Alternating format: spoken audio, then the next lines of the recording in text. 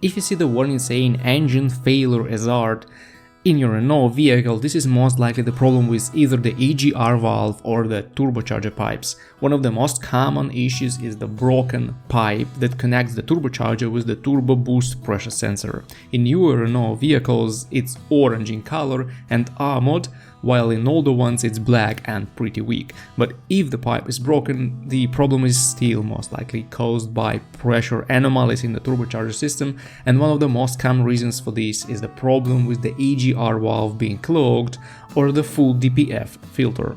So to cut a long story short, what can you do on your own when you see the engine failure hazard? First of all, open the bonnet and see if you can spot a whistling pipe near the turbocharger. If you can, this is the culprit and you most likely can even replace it on your own. If the piping is okay, you may need to launch the regeneration process manually, but if the regeneration can't be launched, this means that something is wrong with the boost pressure sensor or with the EGR. And there is not much you can do on your own. You will need a good Renault compatible scanner to diagnose your vehicle. Also, can you drive when you see this warning?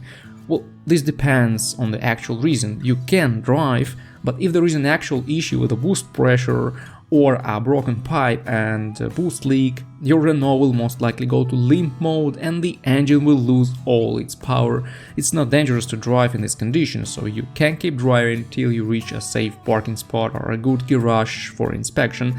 But before you continue driving, you better stop for a while and look under the bonnet to make sure everything looks fine there.